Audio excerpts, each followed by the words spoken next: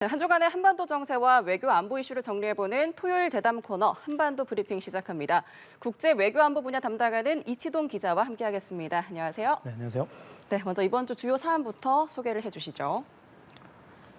이번 올림픽에서 남북한 선수들이 보여준 모습에 박수를 보냅니다. 오늘 다룰 내용 정리하고 조금 더 짚어보겠습니다. 북한 올림픽 대표단이 총 6개의 메달을 따냈습니다. 특히 체조 경기에 출전한 안창욱 선수가 보여준 모습과 태도가 주목받았습니다. 북한 주민 한 명이 지난 목요일 한간 하구를 건너 귀순했습니다. 대북 확성기 방송이 영향을 줬을 가능성도 제기됩니다. 김정은 정권은 또다시 대남 위협 무기쇼를 펼쳤습니다. 러시아와 이란 등의 수출을 위한 홍보도 겨냥한 것으로 보입니다. 네, 먼저 파리올림픽 소식부터도 이어가 보도록 하겠습니다. 파리올림픽이 이제 막바지에 이르렀습니다. 우리 대표팀이 정말 기대 이상의 성적을 올리고 있잖아요. 북한 선수들의 성적은 또 어떨까요? 네, 우리나라 선수들이나 북한 선수들이 올림픽 무대에 서기 위해서 그동안 얼마나 많은 땀을 흘렸겠습니까? 그렇죠. 결과에 대한 평가는 다를 수 있지만 그들이 보여준 모습은 박수 받을 만하다고 생각합니다. 북한은 7개 종목에 16명의 선수가 참가했죠. 어제 여자 레슬링에서 최효경 선수가 동메달을 추가해서 총 6개의 메달로 모든 경기를 마쳤습니다. 표면적인 성과로만 보면은 북한 선수들이 평양에 돌아가서 카퍼레이드 환영을 받을 것 같지는 않습니다. 2021년에 열린 도쿄올림픽엔 북한이 코로나 팬데믹을 이유로 불참했습니다. 네. 8년 전 리우올림픽 때는 31명의 선수가 참가해서 금메달 2개를 포함해서 총 7개의 메달을 거둬들였습니다. 2012년 런던 올림픽 때 성적이 꽤 좋았는데요. 금메달 4개를 획득해서 평양 순안공항에 대규모 환영 인파가 나왔고 카퍼레이드를 펼치기도 했습니다. 메달 퍼 캐피타라는 사이트가 있는데요. 각국의 GDP 수준을 감안해서 이번 올림픽 메달 순위를 매겨봤습니다. 이 기준으로는 북한이 12위이고 한국은 38위, 1위는 도미니카라고 전했습니다. 네, 북한이 8년 만에 올림픽 무대에 복귀한 것 자체에 좀 의의를 두는 게 좋을 것 같은데 관련해서 외신 보도도 많이 나왔더라고요. 그렇죠. 은둔, 고립, 미사일 발사, 그리고 쓰레기 풍선까지 도발과 대결로 점철된 북한의 이미지 속에도 선수들의 정정당당한 승부와 태도에 국제사회가 주목했습니다. 지난주에 남북한 탁구 선수들이 함께 셀카를 찍는 순간 포착을 소개해드렸는데요. 네. 이어 여자 복싱에서 나란히 동메달을 딴 이매지 그리고 또 방철미 선수도 시상대에서 같이 기념 촬영을 했습니다. 특히 이번 주엔 북한이 자랑하는 체조 요정 안창욱 선수가 주목받았는데요. 영국의 BBC 방송은 북한이 파리 올림픽에서 외교적인 체조를 선보였다는 제목으로 보도를 했습니다. 미국의 시몬 바일스가 도마에서 경기를 마치고 환호할 때 라이벌인 안창욱 선수가 박수를 보내는 장면을 조명했습니다. 그러면서 북한이 올림픽으로 국제무대에 복귀하고 스포츠 교류를 통해 외교적 메시지를 전달하고 있다고 분석했습니다. 경기장 내 응원도 이보다 더 대조적일 수 없다고 전했는데요. 바일스 응원을 위해서 톰 크루즈, 레이디 가가, 아리아나 그란데 등 미국의 당대 최고의 스타들이 경기장을 찾았습니다.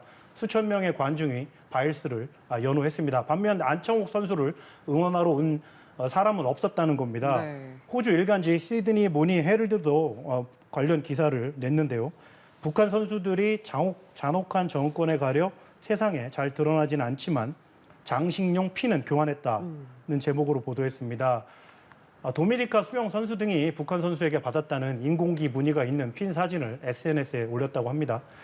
북한이 올림픽을 국제사회에서 친근한 모습을 보이는 데 활용한 셈이라고 평가했습니다. 네, 방금 같이 보신 남북한 선수들의 그 셀카 모습은 정말 언제 봐도 인상적인 것 같아요. 이 선수들에게 이 스마트폰이 선물로 이제 증정이 됐잖아요. 근데 이걸 두고 북한 선수들이 삼성이 제공한 스마트폰을 가져가도 되느냐 이걸 두고 좀 논란이 일었습니다. IOC가 그렇죠. 좀 정리를 했죠. 그렇죠. 이 뉴스가 조금 뜨거웠는데요. 올림픽 후원사인 삼성이 참가 선수들에게 최신형 폴더블 스마트폰을 지급했습니다. 네. 직접 준 건 아니고요. IOC를 통해서 배포했습니다. 등록 센터에서 수령하는 형식입니다. 미국의 자유아시아 방송 RFA가 유엔 대북 안보리 결의 위반 소지가 있다고 보도를 했죠. 부품을 군사용으로 쓸 수 있는 첨단 전자기기 반입을 금지한다는 건데요. 우리 정부도 북한 선수들이 본국에 스마트폰을 가져가면 원칙적으로 안보리 결의 위반이라는 입장을 냈습니다. 물론 사안별로 예외를 인정하기도 합니다. 그러나 네. 북한 선수들이 스마트폰을 가져가더라도 개인적으로 쓰지는 못하고 북한 당국이 뺏을 거라는 걸 고려한 점인데요. 더구나 요즘 안보리 제재 이행에 어려움이 크고 하니까 경각심 제고 차원도 있겠습니다. 하지만 IOC가 북한 대표단은 삼성 스마트폰을 받아가지 않았다고 밝히면서 상황이 정리가 됐습니다. 2018년 평창 동계올림픽 때도 귀국 전에 반납하는 조건으로 스마트폰을 주려 했지만 북측이 수력을 거부한 바 있습니다. 네, 김정은 총비서가 폴더블 스마트폰을 쓰는 걸로 추정이 되는 사진도 좀 공개가 됐었고, 또 북한 매체의 보도 영상을 보면 측근들도 스마트폰을 좀 많이 쓰는 것 같더라고요. 네, 작년에 ICBM 발사 현장을 시찰할 때였는데요. 김정은 위원장이 앉아 있었는데 탁자에 담배와 또 네. 잿더리 그리고 폴더폰으로 보이는 물건이 놓여 있었습니다. 케이스가 있어서 정확한 기종은 확인이 안 됐는데 모양과 두께로 볼 때 삼성이나 화웨이 제품으로 추정됐습니다. 아울러 김정은의 최측근들도 스마트폰을 쓰는 모습이 종종 포착되고 있는데요. 조용원 노동당 비서나 의전 담당 현송월 부부장이 김정은을 수행하면서 전화를 받거나 사진을 찍는 모습도 북한 매체를 통해서 공개된 바 있습니다. 최소한 북한 간부들 사이에선 스마트폰이 업무상 일상화가 된 거로 보입니다. 네, 알겠습니다. 이제 한반도 상황을 또 살펴보도록 하겠습니다. 북한 주민이 오랜만에 귀순을 했다라는 소식이 전해졌습니다. 네, 북한 주민이 8일 새벽에 한강 하구 남북 중립 수역을 걸어서 넘어왔습니다. 네. 한강 하구가 한강, 임진강, 예성강이 만나서 서해로 흘러가는 물길인데요. 물이 빠진 썰물일 때 도보로 강화도 옆에 있는 교동도에 도착했다고 합니다. 가보신 분들은 아시겠지만 강화도와 교동도에서 북한 땅이 맨눈으로 훤히 보일 정도로 가깝습니다. 네. 한 2, 3km 정도 떨어져 있습니다. 당초 우리 군이 2명이 오는 거로 포착했는데 결국 1명만 귀순한 것으로 전해졌습니다. 국정원을 중심으로 한 합동신문팀이 귀순 의도와 배경, 경위를 조사 중입니다. 올 때 민간인 복장이었다고 하는데요. 군인 신분일 가능성을 배제할 수는 없겠습니다. 또한 최근 재개된 대북 확성기 방송이 귀순 결정에 영향을 줬을지에도 관심이 쏠립니다.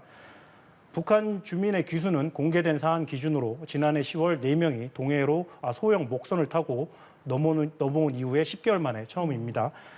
당시엔 우리 군이 망망대해에서 이 목선을 제대로 추적하지 못했습니다. 네. 어민 신고로 해경이 먼저 현장에 도착해서 신병을 확보해서 논란이 있었는데요. 하지만 이번엔 처음부터 포착해 감시하고 귀순을 유도한 성공한 작전이라고 신원식 국방장관이 밝혔습니다.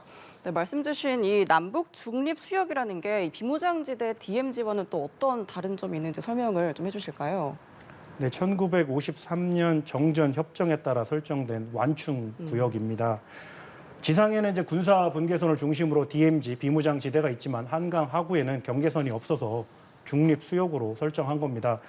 여기도 유엔사 군사정정위원회가 관할합니다. 이용 시 허가를 받아야 하는 거죠. 원래 남북이 평화적으로 같이 이용하자는 취지였는데요. 하지만 우발적 충돌에 대한 우려가 커지면서 제한을 걸었습니다. 이 폭이 좁은 데는 900m밖에 되지 않아서 헤엄을 치거나 걸어서 넘어오는 귀순하는 사례가 종종 있습니다. 물론 북한군 감시와 철조망 또 지뢰망을 뚫는 데 성공해야 합니다. 네, 그리고 또 지난주 이 시간에 압록강 수역 유역 수해로 또 주민들이 큰 피해를 받았는 소식을 전해드렸습니다. 이 와중에 북한이 신형 탄도 미사일 발사 능력을 과시하는 대규모 행사를 열었다고요. 네, 먼저 조금 전 리포트에서 보신 대로 김정은 총비서가 어제 평안북도에 있는 의주군 수해 현장을 다시 찾았습니다. 네. 북한 관영 매체가 오늘 아침에 이렇게 전했고요. 김정은은 연설에서 다른 나라와 국제기구가 제안한 인도적 지원에 대해서도 언급했습니다. 철저히 자력으로 문제를 해결한다는 원칙을 제시했습니다. 네. 한국 등 외부의 구호물자 지원을 거부한 거죠. 말씀하신 대로 지난 4일엔 남한을 겨냥한 신형 전술 탄도미사일 발사 차량 250대를 DMZ 인근 부대에 넘기는 이벤트를 열고 여기에 참석을 했습니다. 네. 사거리가 110km 정도 되는 근거리 탄도미사일인 화성 11D형 발사용이라는 분석입니다. 서울이나 경기, 인천 지역 타격용이죠. 차량용 이동식으로 대당 발사관이 4개여서 단순 계산으로는 탄도미사일 1000발을 동시에 발사할 수 있는 겁니다. 정확도와 파괴력이 우수한 탄도미사일을 포탄처럼 마구 날릴 수 있는 능력을 과시해서 위협 수위를 높이려는 거로 보입니다. 네, 행사 영상을 보니까 무슨 영화에 나오는 장면처럼 보인다 하는 그런 생각이 드는 것 같습니다. 이 대남 위협 외에도 일종의 좀 무기 홍보, 마케팅 목적이 있다고도 봐야 될까요? 그렇죠. 김정은이 미사일 등 주요 무기를 뭐 게임이나 영화에 나오는 것처럼 폼나게 배치하고 시험을 하는 걸 좋아하는데요. 네. 일종의 퍼포먼스, 무기 쇼죠. 군사적 위협 국대화 외에도 수출 상품 전시와 홍보 효과를 노리는 거로 보입니다. 북한이 러시아에 제공한 포탄이나 탄도미사일이 우크라이나 공격에 쓰이는 거로 알려져 있는데요. 최근엔 불세라고 불리는 북한산 대전차 미사일을 탑재한 장갑차가 우크라이나 전장에서 포착됐다는 보도도 나왔습니다.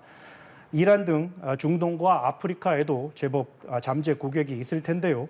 미국 국방 전문지 디펜스 뉴스는 한국의 K-방산이 핫하다, 많이 성장하고 있지만 네. 북한의 군수산업 NK 방산도 러시아 덕분에 불을 뿜고 있다고 평가했습니다. 네, 알겠습니다. 한반도 소식까지 살펴봤습니다. 자, 이번 올림픽에서도 확인이 됐듯이 스포츠의 힘이 정말 큽니다. 과거 동독과 서독도 스포츠를 통해 꾸준히 교류했는데요. 한반도에서도 평화와 화해의 마중물이 필요해 보입니다. 오늘 한반도 브리핑 여기서 마칩니다. 이치동 기자와 함께했습니다. 말씀 고맙습니다. 고맙습니다.